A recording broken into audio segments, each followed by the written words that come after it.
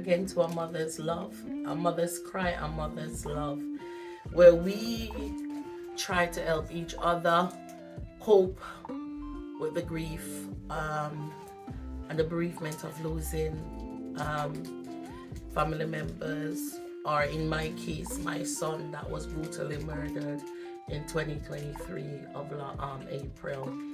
Today we're going to talk about the 5 stages of grief. The first one for me is denial. Coming to terms. Getting up each and every day thinking that we can go on, not facing what really happens.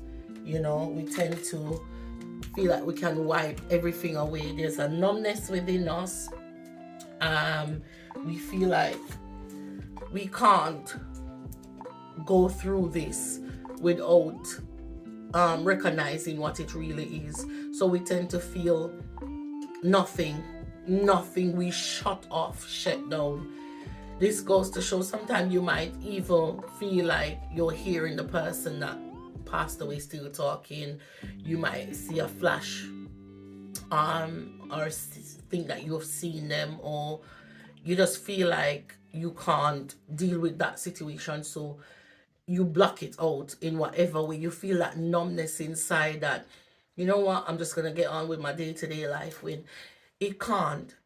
As I'm saying that, these are stages that I myself have felt. We may not go through some of them yet, but we're going through some, or we don't know that we're going through it. So we're going to talk about it together. Denial. That's a serious thing, you know.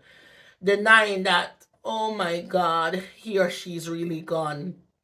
And you may go into the room, you know, take up something for them, call out their name still, you know, leave dinner, you know, the emotion of exercising that person is no longer physically in your present being is hard, and it's so hard to cope with. But as I said, we're on this journey together, and that's number one. Number two is anger. Whoa, feeling angry at yourself, wondering, all right, in my case, what could I have done? You know, I normally phone my son on a regular basis. I normally would phone him and ask, where are you? Why you're not in yet? You know, because people do ask these questions to say, how he's 17, what is he doing on the street at that time, and a lot of things. But we're going to come to those things later on in the program. But we're dealing with the stages today, and I get angry because I think, oh, if I had called him, I got up to go to the toilet, if I had called him, if I was at home, if you know, there's so many things that, you know, cross my mind that if I have done. So there's an anger and there's a guilt, even when I'm so angry at him for not being at home.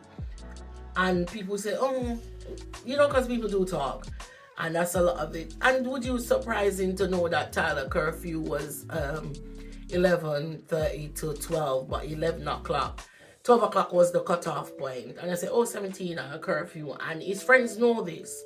But what can you do?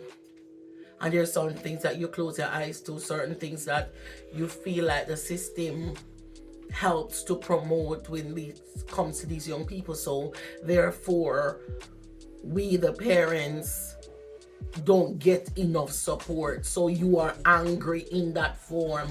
You're angry in the community that you live in. You're angry that the community is not backing you but tearing you apart. You're angry because you feel like who is to be there is not. So there's a lot of anger that builds up inside, and if you don't know how to deal with it, like I didn't, oh God, it will eat. No, sorry, 3. I'm running ahead. I know a lot of you are going to talk about that. But 3, number 3, bargaining. You know, you start bargaining with yourself and start, even with me as a child of God, bargaining with God. Like God has done said to me, I believe in God. I trust in God. And I'm by his word. But when you're so used to living by the word of man and you get failed by men every day, not man generally, but we're saying man and woman, everybody, family, friends, everybody, including yourself.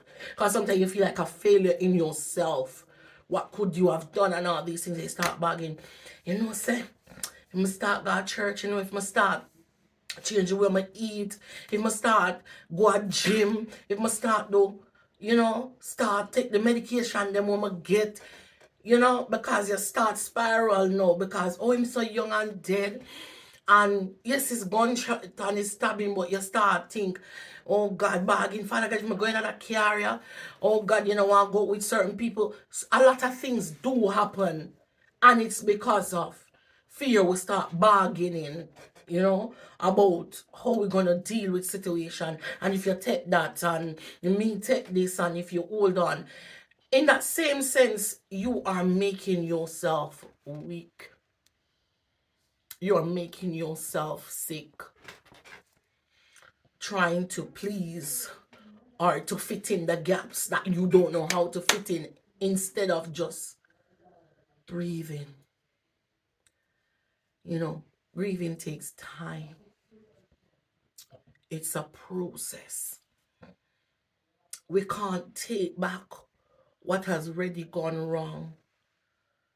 But we can try to mend our hearts and our mind with the coping mechanism that we have.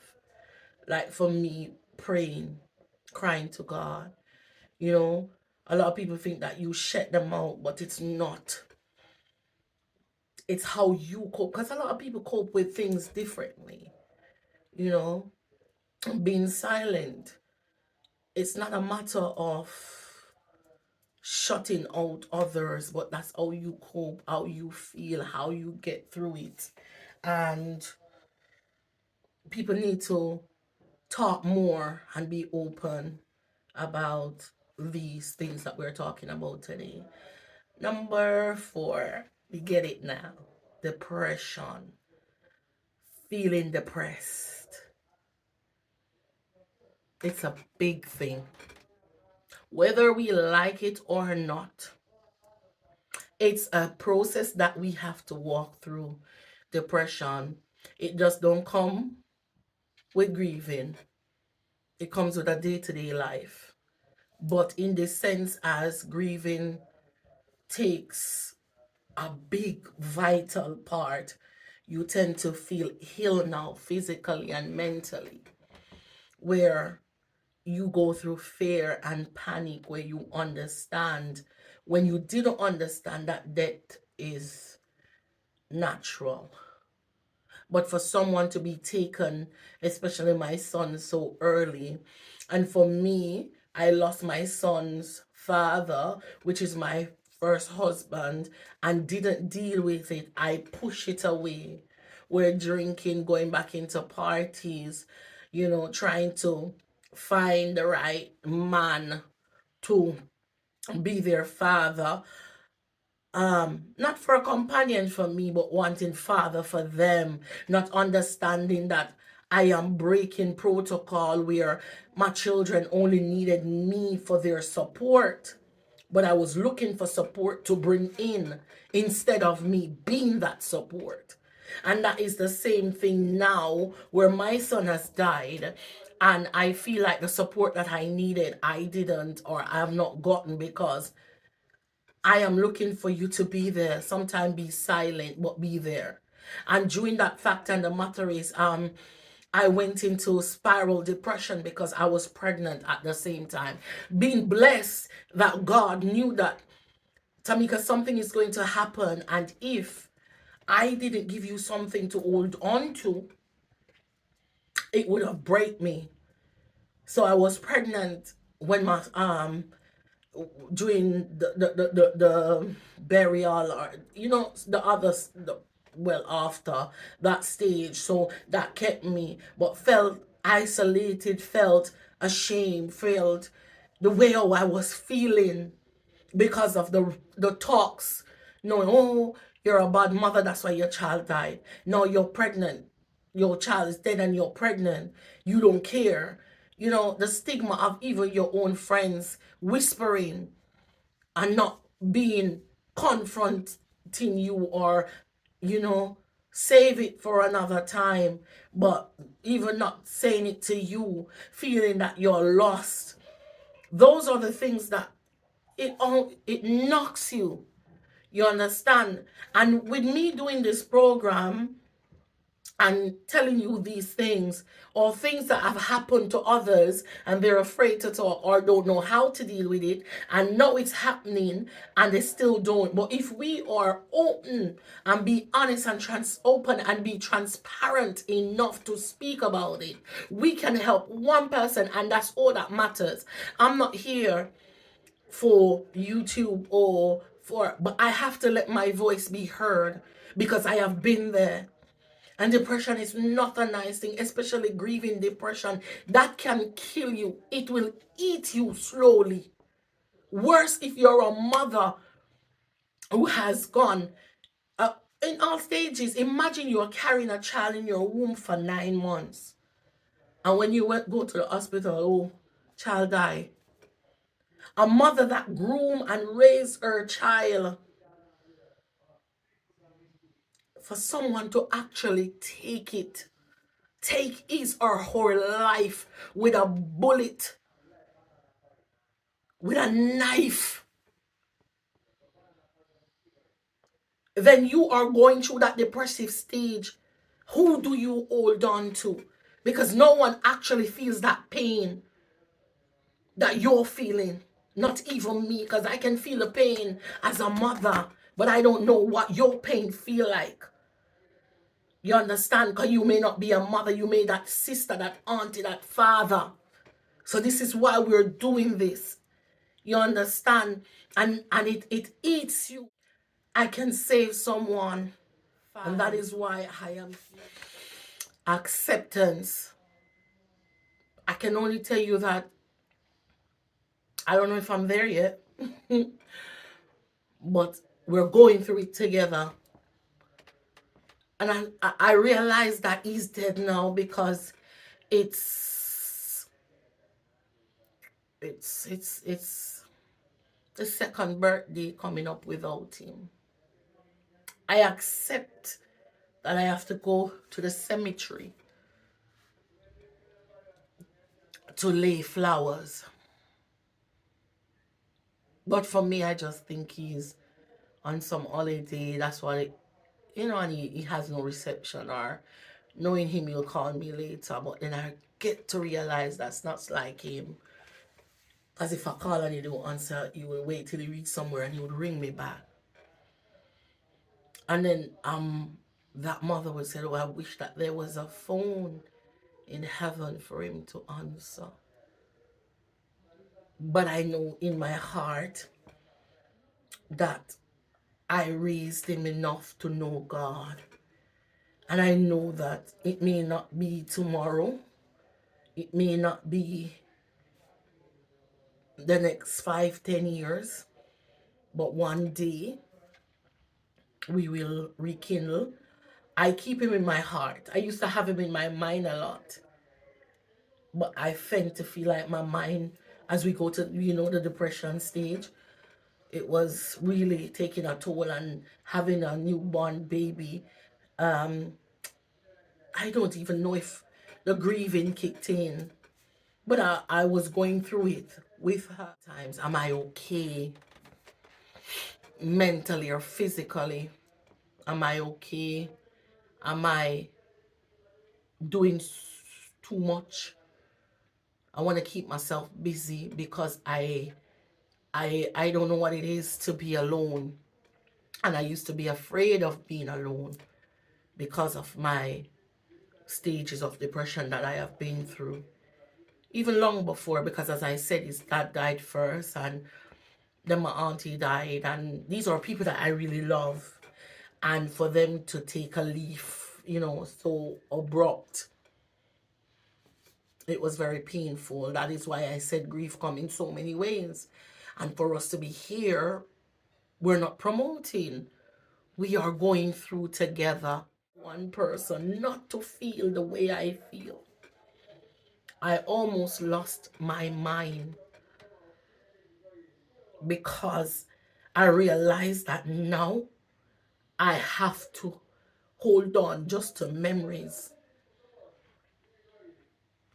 I have so much to give. I will not walk with him down the aisle. I will not see a child for him. The dreams he had, I was so angry. Even as a child of God, I was angry. That is why I come and I tell you these things, because I have lived it. Still going through it. Sitting in that courthouse and looking on these boys' faces. Some no remorse. Some, even on my TikTok, the way how they come at me. You know, the first page we have changed over now to a mother's cry, a mother's love. The words that they speak. And I have to go. And even now you will get it. But as I said, if helping one person to overcome, I fear everything. I'm in a car, there's an anxiety. I hear of something and that's, it's open. So it takes a lot for even me to come here and to do this as we're speaking about. But we want to emphasize on what we can do, where we can go, how we can lobby together, because some people ain't comfortable going on a sofa to speak to one person, but will speak as a community. Some people did need to know that if they get up and get a word, get a Bible verse. I was looking at the other day and people say, oh, you cope. Oh, you cope. When sometimes I don't even feel like praying. And I remember Psalms 109 will tell me, Lord, have mercy. And that's what I need at times, Lord, to have mercy upon, to love each other as a community, to win this war. Or it's a war against our young people. It's a war against the men and the women that are coming up after us, the successors, because we don't know how to love or how to appreciate. And all of this come in grief. I'm very passionate about this, and I'm asking for help where this is concerned. So do like and share and join us for another creative and informative evening. We thank you for watching. May the grace of God continue to fall upon you. And please don't forget the 23rd of November. It's going to be a day off together.